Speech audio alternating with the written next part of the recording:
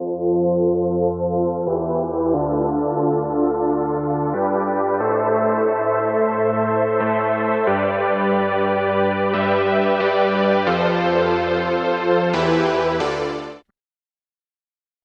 there, it's Stephanie Shea, Chief Astrologer for janspiller.com with your October astrological overview. This is quite an active month. I would say October is probably one of the busiest months astrologically speaking, but that doesn't mean it's a month for us to be busy. It's more, there's a lot going on in the sky, and we actually may want to slow ourselves down. One of the main things happening is Mercury will station direct October 2nd. So, in that sense, we get a little bit of support to slowly start some new things we've been waiting to start until after Mercury went direct. However, we will be, of course, clearing that shadow phase and simultaneously in the shadow phase of Mars retrograde.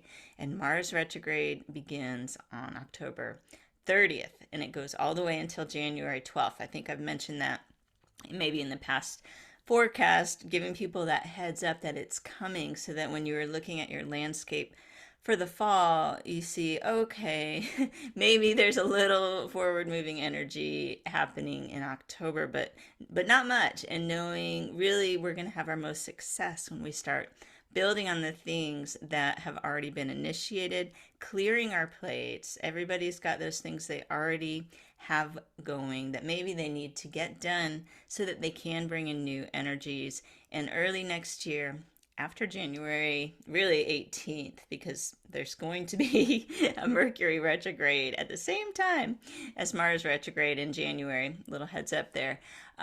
Just think second half of January, early February is when we can really put on the gas. And between now and then, a little bit slower going, a great time to revise what we already have in progress and see what needs our attention or what needs resolution. Now, we will have some of the outer planets stationing direct. We've got Pluto and Saturn. So, in the big picture, some of the things that we may have been developing will feel a little bit ready to at least be seen and maybe make some connections this month. You might be able to get some support again for some small steps forward and at least get into the research and development phase of a new idea without completely launching it. Now, I think one of the biggest headlines of October is the solar eclipse, and that's going to happen October 25th at 2 degrees Scorpio. So, of course, if you were born on this date, October 25th, or within a day or so on either side, that's a big new moon for you. You are in store for some really big new beginnings in the year ahead. But really, everybody can benefit from these new moon eclipses. For those of you who have read Jan Spiller's book, New Moon Astrology, you know that she really promoted the eclipses as the most powerful new moons of the year, probably those as well as the Aries new moon every year because that kicks off the lunar cycle. But if you have not been keeping up on new moon intentions, don't skip them this month because this October 25th solar eclipse is big. And one of the things it's going to be big for, I think, is letting go. When you think of the sign of Scorpio, I think of purging and releasing, and knowing also that Pluto has just stationed direct on October 8th. We have a lot of support to finally let go of some things that we know that we've needed to. And I think it will help everybody use their power to say no. Sometimes that's important.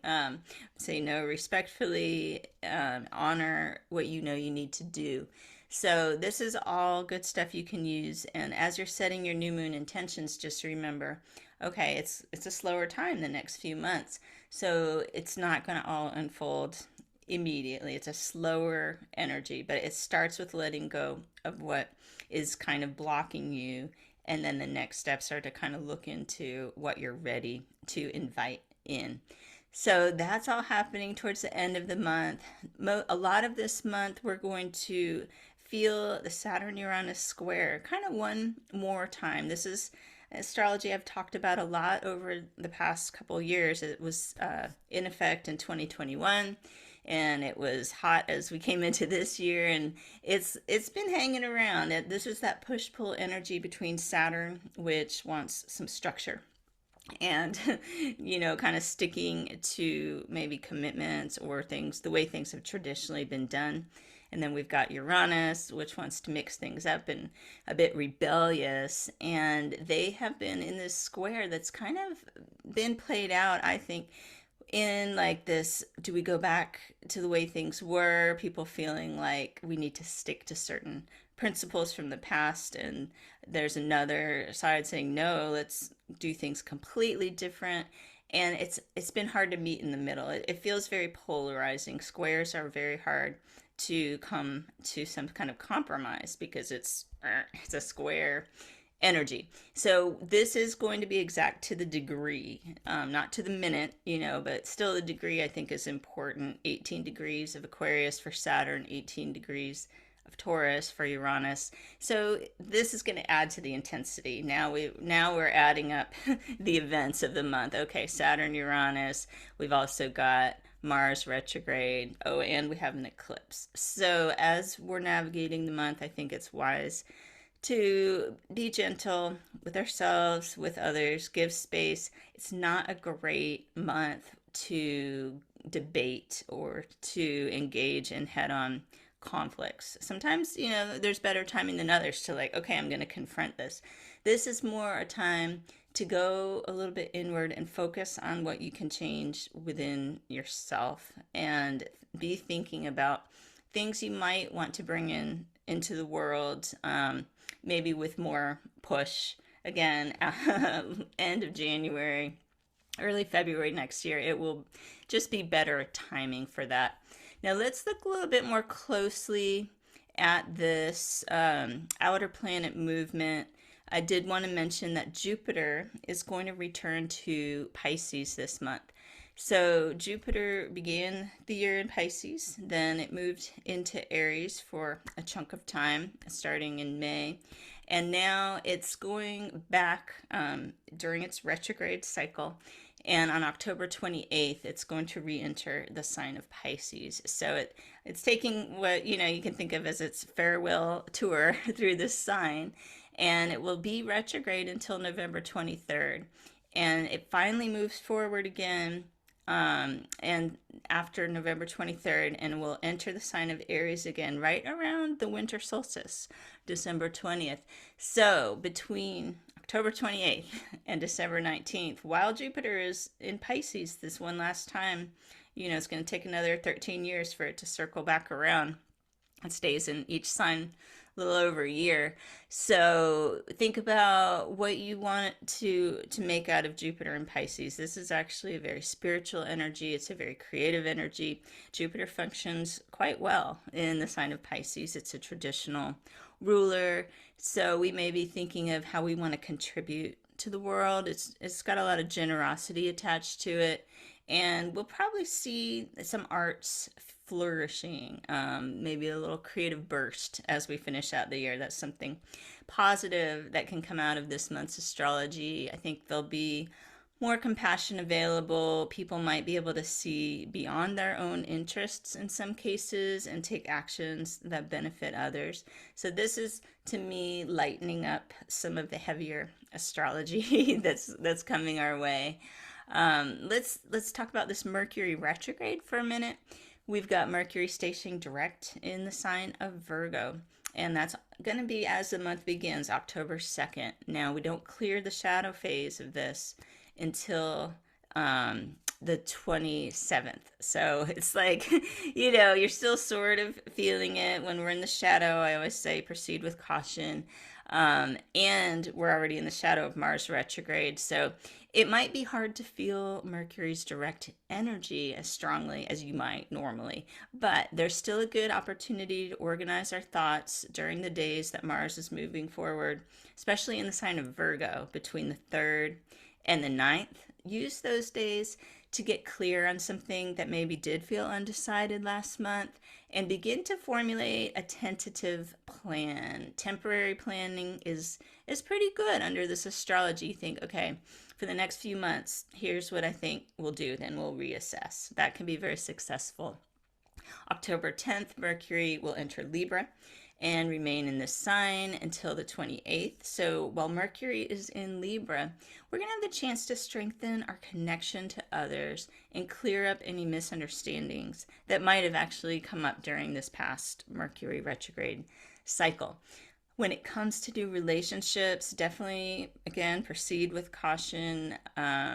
It's not the best energy to meet someone and just jump into a committed partnership right away. I would say short-term planning, and that's whether you're attached or single. Even if you're, for people who are in a partnership, also maybe not making large-scale plans, but especially if you're out dating, I would say keep it light over the next few months, and take major relationship decisions and put them kind of on the shelf until we clear that Mars retrograde cycle, as I said, closer to February next year. Now, Mars will station retrograde in Gemini October 30th, and it goes till January 12th, as I mentioned. And this is more of a rarity than a Mercury retrograde. We experience Mercury retrograde cycles 3 to 4 times a year, but Mars is only retrograde about every 2 years.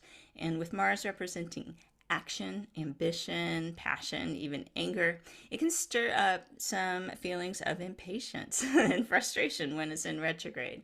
This is not really conducive for new beginnings, and it's harder to get people on board with a plan. So, we're going into the midterm elections. I think that could be really tricky. Last time Mars was retrograde was during the 2020 elections. There was a lot of uncertainty and people disputing the election. The same thing happened when Mars was retrograde during the 2000 election with George Bush and Al Gore. So I'm not so sure how it's going to play out with these midterms, but there'll probably be something under dispute if it follows the trend of the past couple Mars retrograde during election seasons. Now, in our personal lives, we'll probably be best off, as I said, keeping our interactions light, avoiding confrontational situations. It's really more productive, creating change and convincing others to entertain new viewpoints after this Mars retrograde cycle. We can use this time period for personal projects and finishing what we started. As I said, things we can do that don't take a lot of coordination or collaboration with others. It is a good time to return to activities that have fallen out of our schedule, especially physical exercise, as long as you keep in mind people tend to be a bit more accident prone during a Mars retrograde. So if you're returning like, oh, yeah, that's right, I used to be a runner or something like this, great. But do something you already know how to do and then be a little more cautious than you normally would. That can be hard sometimes using that restraint, but you'll be a lot more successful if you take that route. So that I've covered the highlights of these events of October, and I wanted to mention that I'll be doing a workshop on moon cycles and specifically using the new moon energy, how you can find the new moon in your chart, all the tips for new moon cycles, and it's going to be through an organization called the Infinity Foundation. So I'll put that link in this description. It's on October 23rd, just in time for that October 25th solar eclipse, so you can make the most of those new moon intentions. So I hope that I will see some of you there, and have a wonderful month of October, and I'll see you next time with your astrological overview.